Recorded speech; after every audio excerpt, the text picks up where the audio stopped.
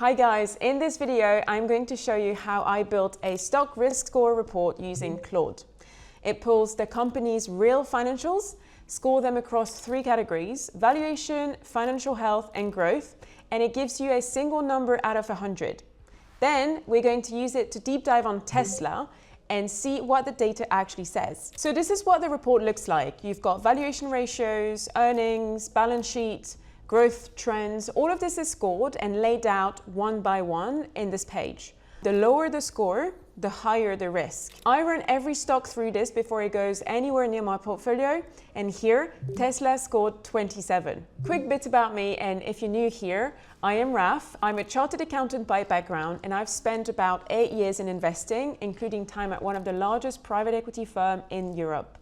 Now I use AI to make investing simple, and this is what this channel is about. So, all right, let's have a look at the report.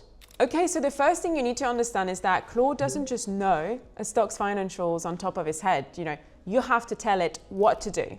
And that's where the prompt comes in. This is a structured prompt that tells Claude exactly what data to pull, how to score it, and how to present it. That's what separates a good AI prompt from a lazy one. You don't just ask a question, you design the output. Let me walk you through what this prompt actually does, because this is the part that actually matters. So first, I tell Claude the company, Tesla, which is ticker TSLA. Then I define 3 risk categories. They are the lenses we're going to score the stock through. So the first one is valuation. Is this stock cheap or expensive relative to the earnings, cash flow, and growth? This is weighted at 35% of the total score. The second one is financial health. How is the balance sheet? Can this company survive a downturn? Also weighted 35%. And the third one is about growth. Are they hitting estimates? Is revenue growing or slowing? What's the trajectory? That's the final 30%. And each category gets scored out of 100. So then they weighted and combined into one overall risk score out of 100. So overall score, Tesla scored 27 out of 100, which is deep in the high risk zone. Now, before anyone in the comments loses their mind, high risk doesn't mean bad company. It just means that at today's price, the data says that you're taking on a lot of risk relative to what the numbers can justify. And that's exactly what we're going to break down. So let's start with valuation. This is where Tesla gets absolutely hammered.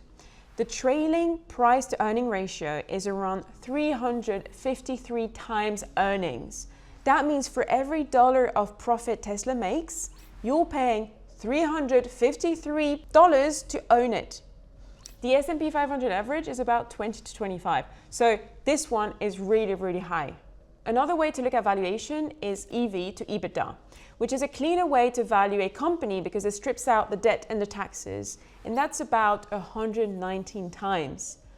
The industry average for cars is somewhere around 8 to 12. So again, looking at traditional measures, Tesla is extraordinarily expensive. So in this section, Tesla is actually looking really solid. And this is very important because this is one thing keeping this score from being even lower. So Tesla is sitting on about $44 billion in cash and short-term investments. So you're looking at total debt also very small, and the current ratio, which measure whether a company can pay their short-term bills, is super healthy. The section on earnings quality is actually where it gets a little bit uncomfortable for anyone holding Tesla. They missed Q1 car delivery estimates. They missed energy storage estimates. Revenue growth has slowed, and margin have compressed because of the price cuts that they've been doing to maintain the volume to keep selling those cars. And when you price for perfection and you're not delivering perfection, you've got a little bit of a problem. Growth momentum is mixed. Energy storage is a real bright spot. The business is scaling fast, but the core car business is still the majority of revenue, and that's under pressure from Chinese EV competitors and a broader, slowdown in EV demand. So the verdict, and what does 27 out of 100 actually mean for us? It means that if you're thinking about buying Tesla right now, you need to go in with your eyes wide open. The balance sheet is very strong. The brand is absolutely iconic, but the valuation is pricing in a future, full self-driving, robotaxis, energy dominance, that doesn't really show up in the numbers yet. And you know what's interesting is that a year ago, that kind of breakdown would have cost you a Bloomberg terminal at $20,000 a year, or an equity research subscription, which is also very expensive. And now you can build all of this report in your browser with Claude for free. And that's the power of learning how to prompt well. You're not replacing the analysis, you're basically accelerating it. So if you want to try this yourself, I've linked the exact prompt and the TSLA report in the description below.